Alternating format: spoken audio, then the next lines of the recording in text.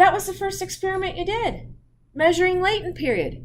No matter how much you zapped the skeletal muscle, if you look at your data in chart 1, no matter how much voltage you shocked that muscle with, the latent period still took the same amount of time. You can't speed it up. It takes time for calcium to come out of the sarcoplasmic reticulum, fuse through the cytoplasm, bind to troponin, and cause the conformation change in tropomyosin. All of that is excitation, contraction, coupling, also known as latent period. There is nothing you can do to speed that up. Yeah? So does the conformation change of troponin and tropomyosin signify the end of the EC coupling phase? As soon as actin is exposed, boom, we're done with EC coupling. That marks the beginning of contraction. As soon as actin is exposed. Now, what molecule, band of molecules, is always cocked and ready to go? Myosin. So there used to be, well, right now there's a cartoon called Family Guy. Seems to me that all you see is violence in movies and sex on TV. But where are those good old-fashioned values on which we used to rely? That cartoon makes me pee my pants because it's so socially wrong. And I love it because secretly at home you're like, yeah, I really want to say that most of the time, but I don't. And yet, that cartoon is not new. That's not new. In fact, that cartoon is based on a TV show from the 70s called All in the Family. Most of you are way too young to remember this show. Instead of Peter and Lois, it was Archie and Edith. And they would sing at the piano too, and they say, "Those were the days." It was the same kind of melody as what Peter and Lois are singing. They stole all of that. And back in the day, and this wasn't a cartoon, it was still as socially inappropriate as Family Guy is today. Some of the things Archie would say, you go, oh gosh, oh no, oh no. That's where the cartoon came from. So why am I telling you about this when we're studying muscle? Well, because I think in X-rated terms. That's just how my brain works. Apparently Laura's does too. Caught it. She wasn't listening. So here's why I think All in the Family is a perfect application for muscle contraction, the actual contraction part. Once actin is exposed, something's going to happen now. So here are the players, okay? Here are the players. You're nervous right now, aren't you? Just a little nervous.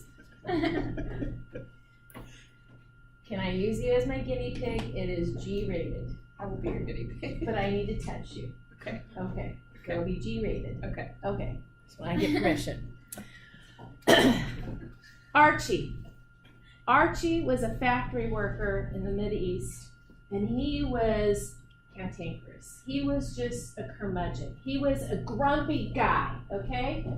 Grumpy guy. And he'd come home from work, and his wife, Edith, would come running from the kitchen. She was a stay-at-home mother and wife. Even though their only child was grown and an adult and married, Edith still was home. Edith would hear Archie come home. She'd run out of the kitchen. It was like this every episode. Burst out, pearls, apron, little heels, cute little house dress.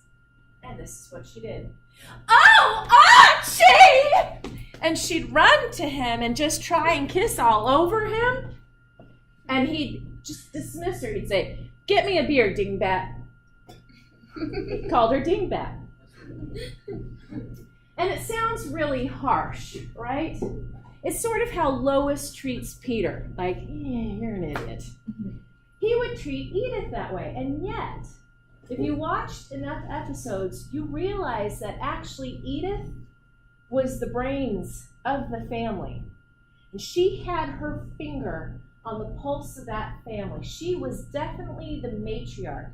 She might make you think she's a dingbat, but she had everyone dialed in. She was very sensible. They had a single daughter, Gloria, played by Sally Struthers, who during the time was a blonde bombshell. Okay? She was.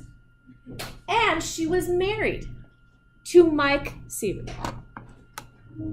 Archie did not like him, called him meathead. And he was going through school. He was still finishing his degree. Well, Gloria stayed home too. And Gloria would come downstairs to meet her honey. And they lived with Archie and Edith because they were still putting Michael through school. So they lived with Gloria's parents. And Gloria would come down to meet her honey in negligee. She'd come down the stairs scantily clad. And Archie would just be beside himself. And he'd go over to her and he'd be like, with his coat, what are you doing? Cover up. No.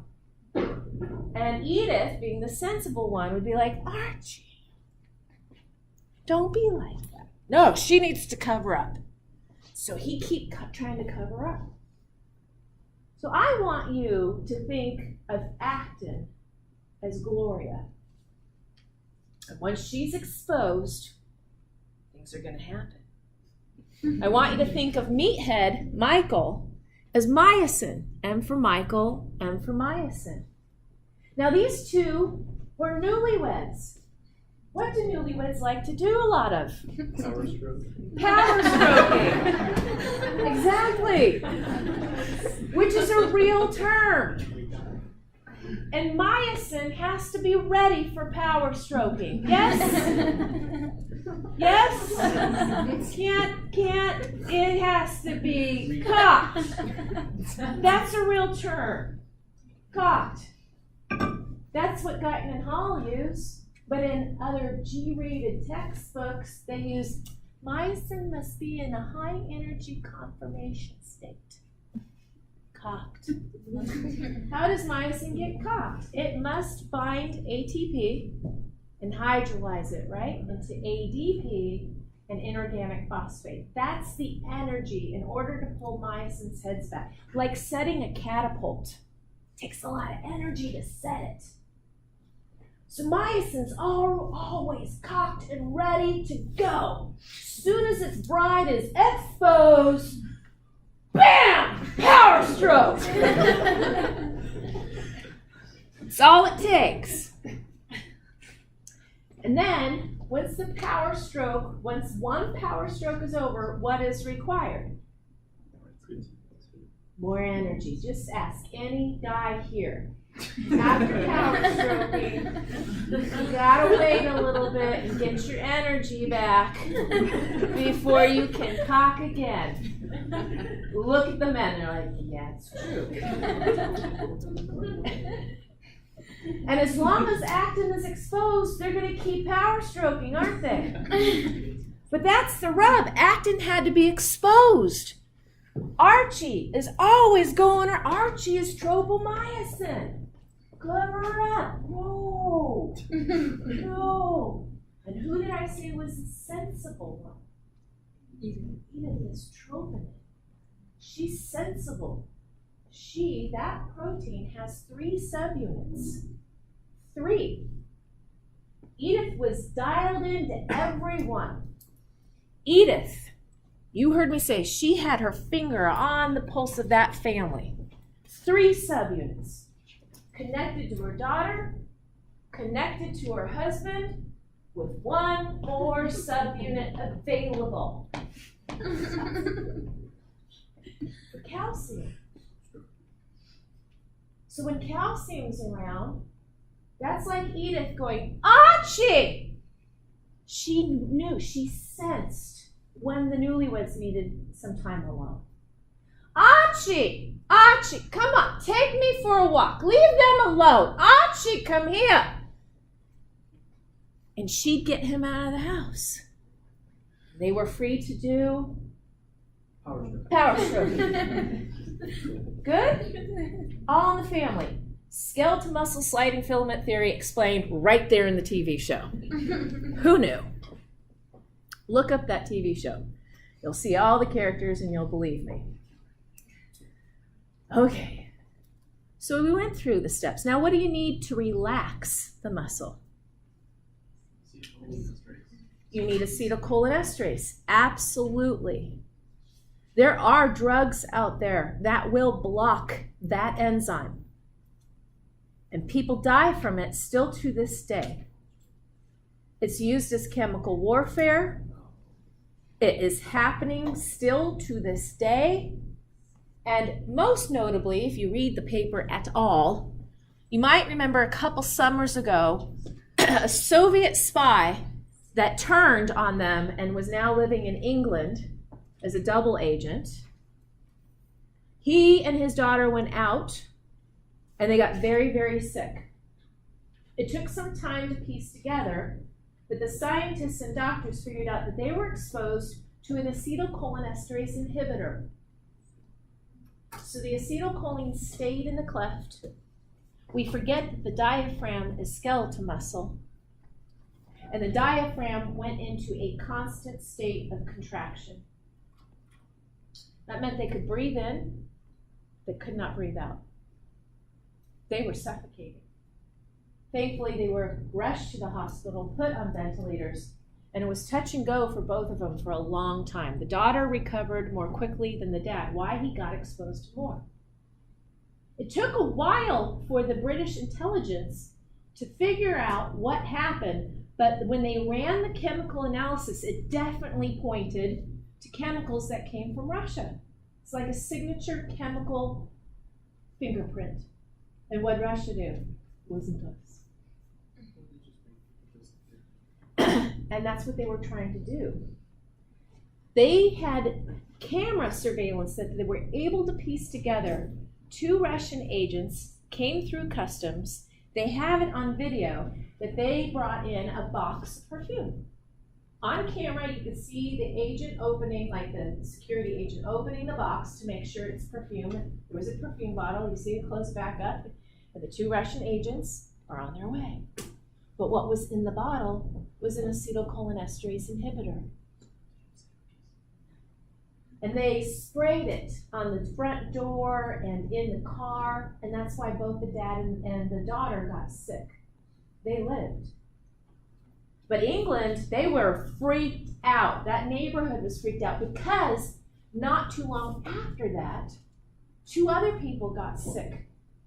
Here's what happened, and it took them a while to figure this out. The 2 agents, Russian agents, they tossed the perfume bottle in shrubs in a park.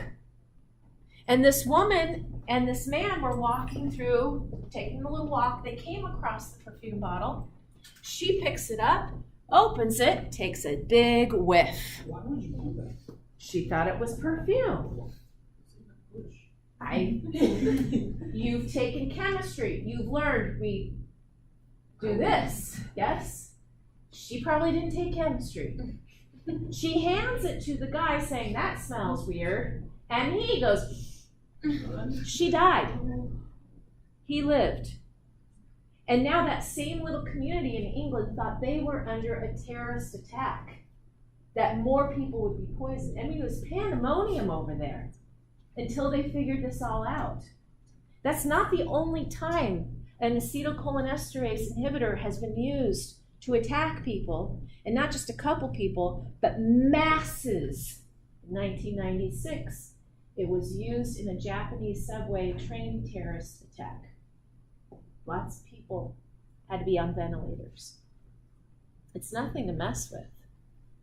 So you said we need acetylcholinesterase. I want you to know how important that enzyme is. It's really important. And if it is not around, you can go into spastic paralysis. That means your muscles are in a state of perpetual contracted state. And if you're contracted, you can't move. You can't move. Movement requires relaxation, contraction on a moment-to-moment switch. What else do we need for relaxation? We need ATP, right? We need to get ATP for more than one reason. There are two reasons. Two. We need ATP to make myosin slump off, right? That's what disengages it from actin. Right? Honey, get off me. Slump away. That's the ATP binding that makes that happen. It's the hydrolysis that will cause the caulking. But ATP is also required to put calcium back into the sarcoplasmic reticulum. So that's another step that we need, right? Calcium has to go back. And what else do we need? We need the neuron to stop firing. Stop having an action potential. Stop releasing the acetylcholine. Good? All right. Well, there was another thing, couple other things in that video that I want to talk about. You can rip muscle off your bone. You can do this in one of two ways. You can either stretch it so much that it pulls off the bone, or you can contract your muscle so hard that the contraction rips the muscle off the bone. Contracting is an active force. This is on the quiz. Stretching is a passive force. If you've ever stretched rubber bands, and there's some over there if you want to go get one, have you ever noticed that the more you stretch the rubber band, the more resistance you have to it? Have you ever noticed that? The more you stretch, the more it resists you. You have to pull even harder. Not too long ago, we took our boys up to the mountain, and it dumped, and we needed chains. Honey cannot read directions. I think it's actually what he does to get out of doing something is just not to pay attention. So I'm out in the cold, in the wind, and I'm putting on the chains on the car. It's all right, I know how to do this. The part I had a problem with is I needed to put basically a rubber band around the outside of the wheel to hold the chains taut, tight.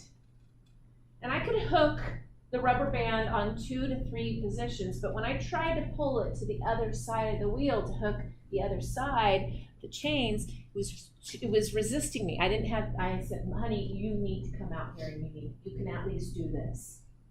So he came out and he would hook the last hook. And just like a relief pitcher, he took the game. I win, I did it. No, you did not. That's passive force. The more you try and stretch muscle, because of the elasticity in it, the more tension you will actually create. If I asked you all to lay on your backs, put your feet straight up in the air, open them up as a V, and I come over to you and stretch them out, there would be a point where I stretch your legs open so much you would start fighting back, wouldn't you? You would feel the tension in the muscle. And you wouldn't even think about it. Your body would just go, no, too much stretching, bad. So the reflex arc, when you stretch too much, it's detected. The stretch is detected by a spindle fiber. Think S for spindle and S for stretch. And if your muscle is stretched too much, what should you do to correct for that? Contract. Stretching means lengthening. So what's the appropriate response? To shorten. Contract. And that's what the muscle spindle fiber detects. The amount of stretch It then tells the brain, red alert, too much stretch, and the brain sends an output command to that muscle saying, then you better contract before you rip off. Now, what about the other side? What if you contract too much? You can still rip your muscle off. Well, that's a different mechanism now to detect too much active force, contraction. That's the Golgi tendon organ, GTO. Golgi tendon organ detects too much active force, contraction. If you are contracting too much, what is the appropriate output from the brain then? What should the brain tell the muscle to do? Relax. Now, I have a hilarious story to tell you. This happened back before cell phones had video cameras in them. I know! And I so badly wish I could take my camera back in time to this day. This day, I was a postdoc at UC Irvine in Frank LaFerla's lab. It was softball day. I wasn't on the team. I was the mascot. I would go to the games because the winners, well, the losers had to buy a winner's beer. So I counted as part of the team if I was the mascot. My fellow scientist on our team, Grace, she was playing catcher. She was in your typical catcher's position, up on the balls of the toe, in between the legs. Beer is on the line. She just needs an out. Game over. Beer is on the line. Pitch comes in. Batter swings. Pop fly. Grace springs up using the balls of her toes, launches herself. Now, how does Barbie walk? Barbie walks on the balls of her toes, doesn't she? What muscles do you need to walk on the balls of your toes? Gastrocnemius and soleus. Where do they insert? Anatomy was a prereq. They insert through the calcaneal tendon onto the calcaneus. Grace launches up. Golgi tendon organ going, ah! Too much contraction! Grace is in the heat of the moment. Brain can't fire down fast enough to those gastrocs and soleus. Can't fire fast enough. Beer's on the line. She springs up. Next thing, and I'm sitting in the bleachers by her husband, Manny, who is an emergency room doctor. Grace launches up. Next thing we know, she lands and she's like this. And she's, and then next, and I'm looking at like, what the hell just happened there? And I'm looking, and next thing I know, she starts wailing on the batter, just boom, boom. And the batter's just like, whoa. And Grace is just trying to come at the batter, and I'm looking at her leg, and I go, Manny! She had ripped the muscle off the calcaneus. Her calf muscles were balled up here by the origin. Just, she can't walk.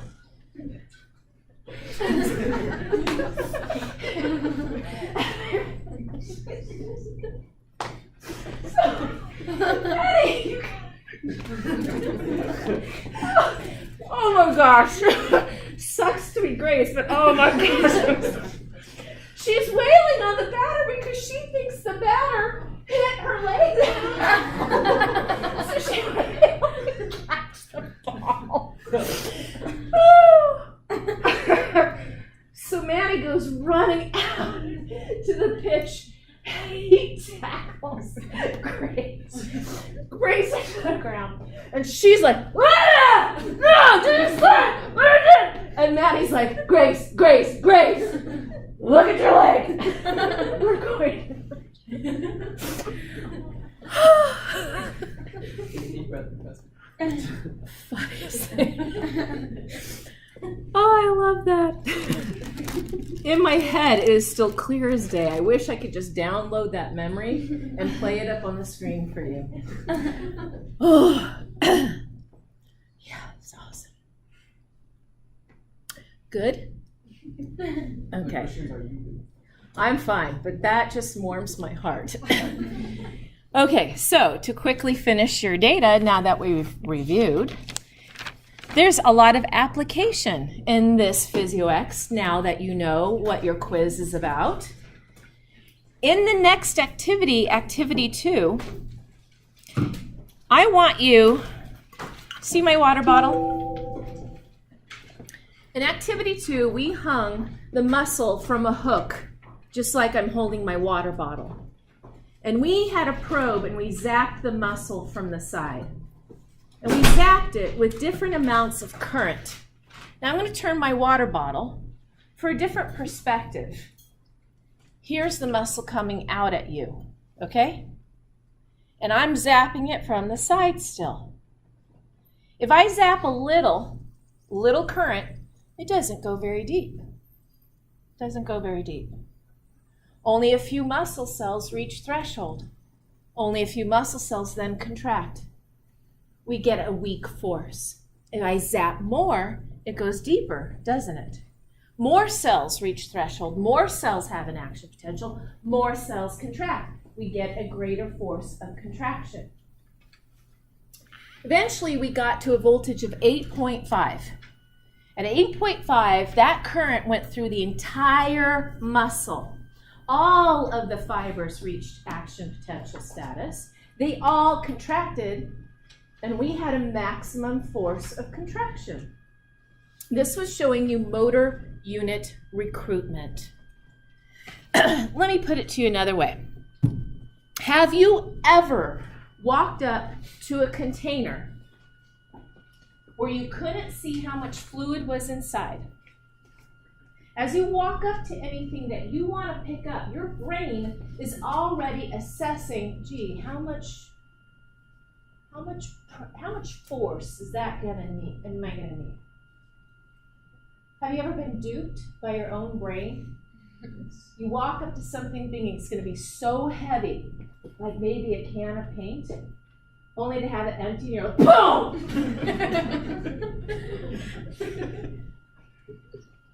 That shows you had too much motor recruitment. Walking up to the Kim wipe. This is not going to be heavy. I should not go up. Whoa! We'd look ridiculous going through our daily business like that. Picking up a sleeping baby. Whoa! No! Picking up everything as if we were lifting a car. Ladies wiping. Oh. Whoa! What happened? I don't need a wax anymore.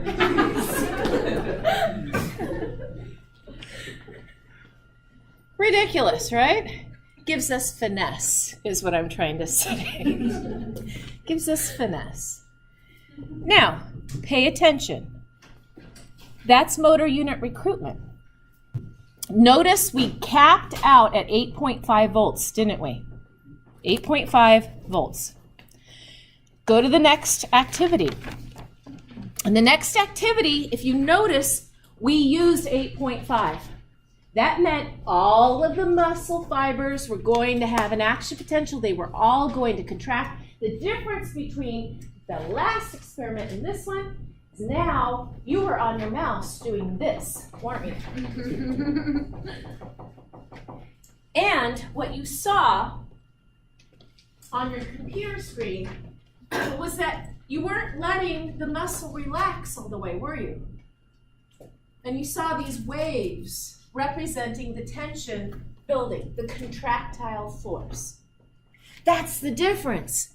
In the first experiment, we zapped once, saw what happened, muscle relaxed. Now we were zapping so frequently, we weren't letting the muscle relax.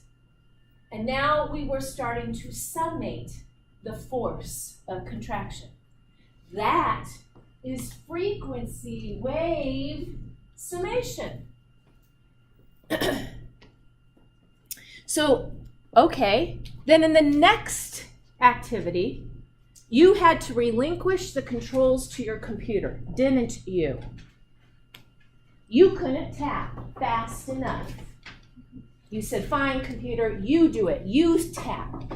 And what you saw was the computer was able to stimulate that muscle so much that you reached maximum contractile force, fused tetany. The muscle could not shorten anymore. That's what you saw. Then in the next one, so that was activity 4 where we saw fused tetany. Then in activity 5, we continued this. And in activity 5, what you should have seen in activity 5 is, you can't hold it forever. The muscle gets fatigued. And you saw the tension fall, didn't you? Lots of reasons why the muscle can get fatigued and it can't hold the contraction anymore. You run out of ATP. You build up too much lactic acid because now the cells are in anaerobic metabolism.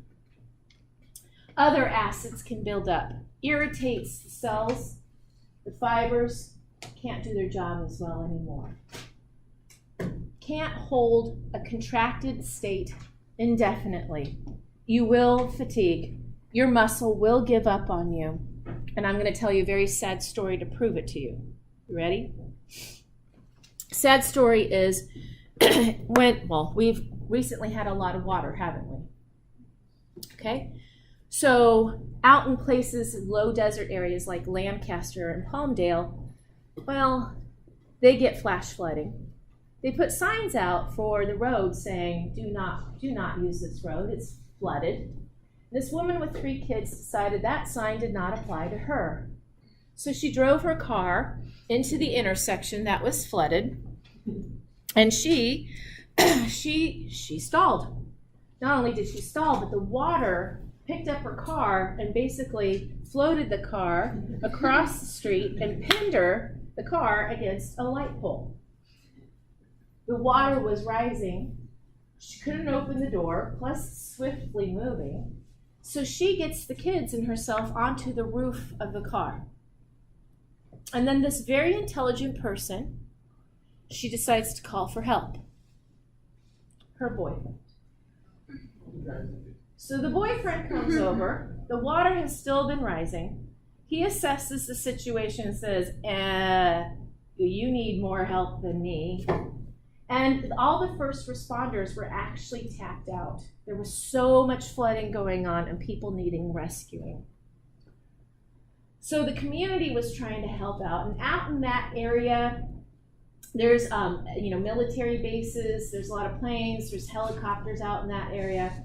So someone with a helicopter decided, well, I will go and help and pluck people from these flooded areas. Well, this person decided to help this woman and her 3 kids that were on top of the roof of her car.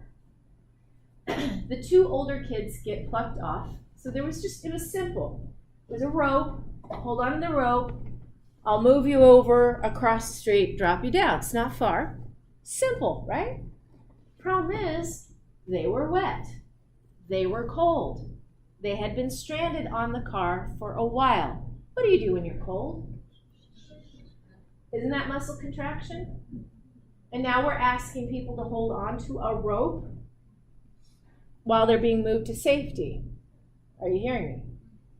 The 2 older ones get plucked off to safety. Now it's the mom and the 2-year-old. How do you ask a 2-year-old to hold on to a rope? You don't. So this mom grabs the 2-year-old. Again, they're cold, they are wet, they are fatigued. Mom grabs the rope. You got to imagine the helicopter going up, the rope getting tighter and tighter, and she's holding, fused tetany, white knuckling. Fatigue sets in, self-preservation wins. Baby got washed away. Dead. So can you hold a fused contraction for... No. What a horrible story, huh? Like, could you not pick a better one? No, I think that's pretty good. But we read about this sort of thing all the time. Not Middle East, but Midwest, when they get all their flooding in the springtime. Not too long ago, a man and his son were caught up in the river. The banks broke, the levees broke. He's holding on to a branch, and his son, and the force of the water, he just could not keep that contraction to hold on to the kid. The kid couldn't keep holding on to the dad either. Same thing, the kid got washed away. It's horrible. But that's muscle fatigue. You mix into it that you're cold and wet, and it's going to sap the energy out of you even faster. Yes, Melissa? I don't know, to like maybe for the future, like so people can learn from this, thing. Maybe like they should have like in case like an emergency, like for the babies, we should have those things that they put on their front so they can attach it. But how often do we go, I better bring the baby harness in case I have to get plucked off of a car. I always bring it. It's like one of the first things that are on my mind when I leave the house. Sure it is. Hindsight is what we say is 20/20, right? I know. Okay, last activity, and then you'll have your quiz, and then we'll finish up for the night. You've been troopers. In the last activity, you were doing a length-tension relationship. And for the sake of the video that I'm making, I want you to think of actin and myosin as my fingers that are overlapped. You see them? Length-tension relationships state that within reason, if you stretch the muscle, then you have more opportunity for cross-bridge formation before the muscle is completely shortened and there's nowhere else to go. So again, within reason, more cross-bridge formation, greater force of contraction. If the muscle isn't lengthened, then how much further can you go? How much further can you go if actin and myosin are almost completely overlapped? You can't develop a lot of tension then, contractile force. So that's what you were doing in this experiment. We had the muscle stretched to 75 and then we shortened it to 50. Look what happened to your active force. There was less room for the actin and myosin to overlap. Once you hit those Z discs, that's it. So then in the last 3 attempts, we went the other way. We lengthened it from 75 to 80. Okay, that seemed like a good plan, but notice that when we stretched too much, it was like this. Then there is no overlap. Then how do they form cross bridges? They can't. So it states within reason, some stretching is good, but overstretching, bad. Not stretching enough, also bad. You can't get enough force. Does that make sense? You need to remember that kind of relationship because it comes back in Unit 3. The heart is a perfect example of a length-tension relationship, and it masters it. It's called the Frank-Starling mechanism. It's all about stretching and then getting a greater force of contraction within limits. Okay? Okay, we'll take 5 minutes to collect your thoughts.